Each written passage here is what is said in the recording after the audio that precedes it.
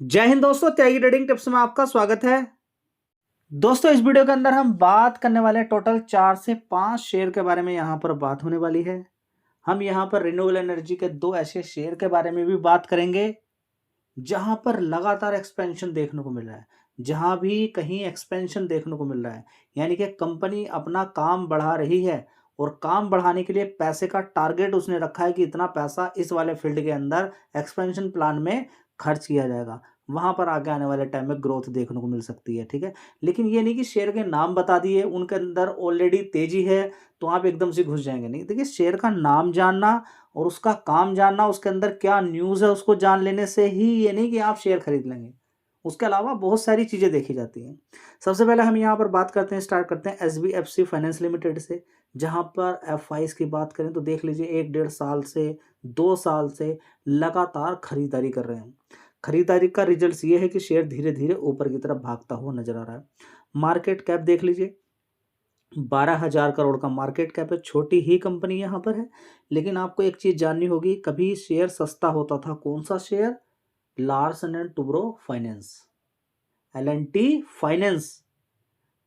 L finance की बात चल रही है। 70-75 रुपए का, 150 रुपए, 100 रुपए का, उसके बाद देखिए 300 रुपए तक पहुंच चुका। लगातार तेजी तेजी तेजी तेजी।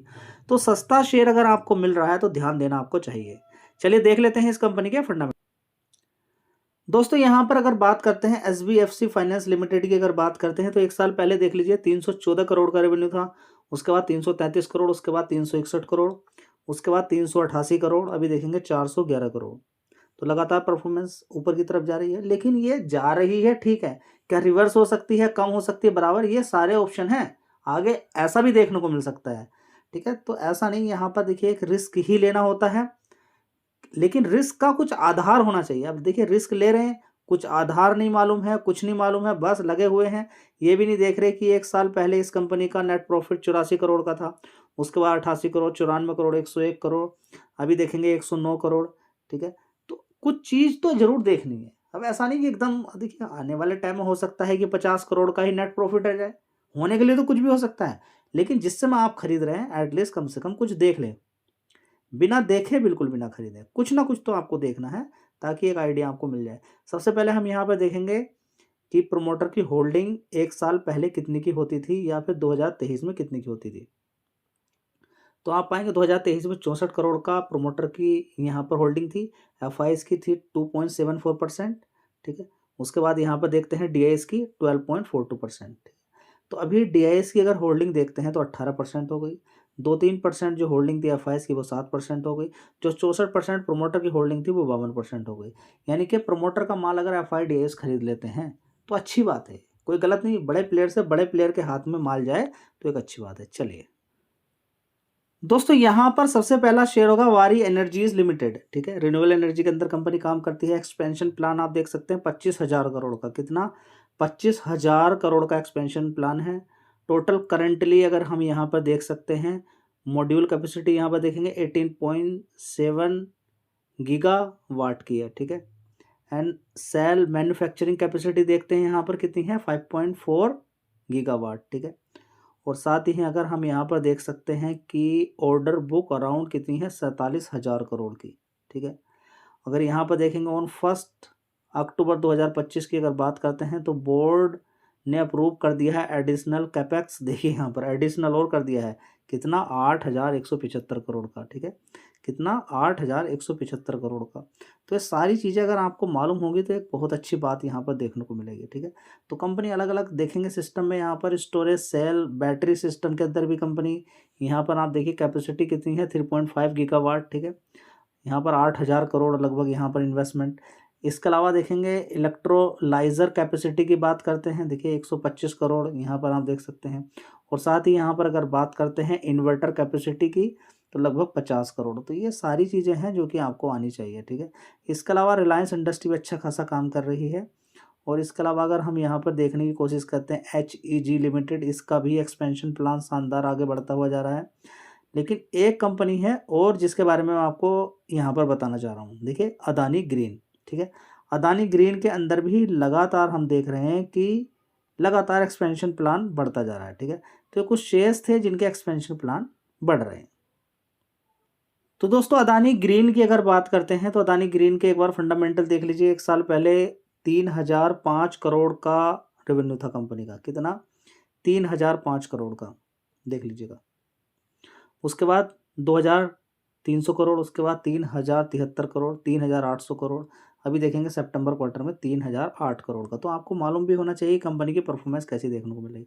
ऑपरेटिंग प्रॉफिट करंट का इस समय देख सकते हैं 2600 करोड़ का, उससे पहले 3000 करोड़ था, 2300, 1800 करोड़, उससे पहले देखेंगे 2200 करोड़। मज़ेदार वाली बात यह है कि 87% तक यहाँ पर ऑपरेटिंग प्रॉफिट मार्जिन परसेंटेज, इतनी अच्छी खासी बचत यहाँ पर देखने को मिल जाती है। ठीक है, नेट प्रॉफिट आप देख सकते हैं यहाँ पे 644 करोड़ का, पहले 825 था, उससे पहले 383, उससे पहले देखिए मैं आपसे बार बार बोलता हूँ कि आप नेट प्रॉफिट देखना बंद कर दीजिए। आप देखिए प्रॉफिट बिफोर टैक्स 292 करोड़, उससे पहले 939 था, उससे पहले 410, उससे पहले 291 करोड़, उससे पहले कितना था 442 करोड़। तो अभी की परफॉर्मेंस कोई खास नहीं है, इन 2 क्वार्टर की अपेक्षा थोड़ी सी कम है। तो नेट प्रॉफिट के अंदर उतनी जान देखने को यहाँ पर नहीं मिल रही है। ठीक है, तो इन सारे पॉइंट पर आपको नज़र बना के रखनी है, ऐसा नहीं कि बस आंख बंद कर करके लगे हुए हैं। जी हाँ दोस्तों, यहाँ पर अगर देखें तो 2 कंपनियों के और यहाँ पर रिजल्ट आए हैं, ऑलरेडी मैं बता चुका हूँ, फिर भी यहाँ पर आप देख लीजिए। यूनो मिंडा 1225 रुपये का भाव है यूनो मिंडा का, और इस कंपनी के भी रिजल्ट आ चुके हैं। यहाँ पर आप देखें 70,000 करोड़ का मार्केट कैप इस कंपनी का है। अगर देखने की कोशिश करते हैं 5 साल का चार्ट पैटर्न, तो देख लीजिए धीरे धीरे तेजी तेजी तेजी है। बोनस स्प्लिट ने जाने कितनी बार कंपनी दे चुकी है। मतलब जिसने भी खरीद के रखा हुआ है और खरीद के बोनस स्प्लिट लेने के बाद वो चुपचाप बैठा है, आज की डेट में वो राजा बना बैठा है।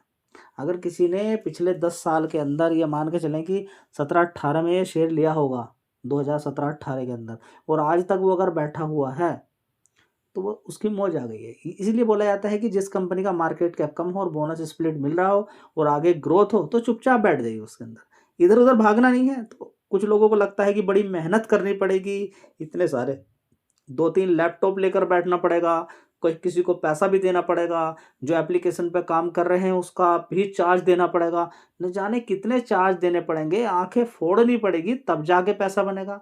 मैं बोलता हूँ कि जो पैसा कमाने वाले लोग हैं ना, वो आराम से फील्ड में जाके खेलते हैं क्रिकेट, इधर उधर घूमने के लिए जाते हैं, वो खेलते हैं फुटबॉल, रेस करते हैं, योगा करते हैं, सुबह सुबह जिम, इधर उधर घूमते हैं, बढ़िया पूजा पाठ करने में लगे रहते हैं, पैसा उनका बनता रहता है। क्यों? क्योंकि वो सीख गए हैं स्टॉक मार्केट में काम कैसे किया जाता है। आपको लगता है कि दिन रात लगे रहने से पैसा बन जाएगा, वो लगता है और बहुत अच्छा लगता है कि हाँ शेयर भाग गया, गिर गया, बढ़ गया, अच्छा पैसा बन गया। मज़ा नहीं है उसके अंदर। ठीक है, मज़ा तो बस होल्डिंग करने में है लंबे समय के लिए, अच्छा पैसा बन जाएगा बस, बहुत अच्छी बात। दोस्तों अगली कंपनी है कल्याण ज्वेलर्स लिमिटेड। इस कंपनी के भी रिजल्ट आ चुके हैं। इस कंपनी पे भी चाहो तो आप ध्यान लगा सकते हो, बढ़िया कंपनी है। और यहाँ पर अगर देखने की कोशिश करते हैं, मार्केट कैप 52,000 करोड़ का है। कमाल की बात यह है कि शेयर के अंदर जो तेज़ी बनी थी, आप सबसे पहले देखिए, बिल्कुल शांत था शेयर, 60-65 रुपये, कोई पूछने वाला नहीं, कोई नहीं पूछ रहा है 60-65। उसके बाद तेज़ी तेज़ी तेज़ी, ये देखिए ज़बरदस्त 777। देखिए कोई भी शेयर हो, उसके बिजनेस के बारे में अगर आप जरूर सोचना चाहिए आपको। देखिए इस समय अगर हम बात करते हैं तो आप देखिए ज्वेलरी वाली कंपनियों के अंदर क्या लोग जा रहे होंगे, जो स्पीड पहले थी, देखिए जाने की जो स्पीड पहले थी, क्या वो जा रहे होंगे, उतना ही मार्जिन बन रहा होगा अब आगे आने वाले टाइम में।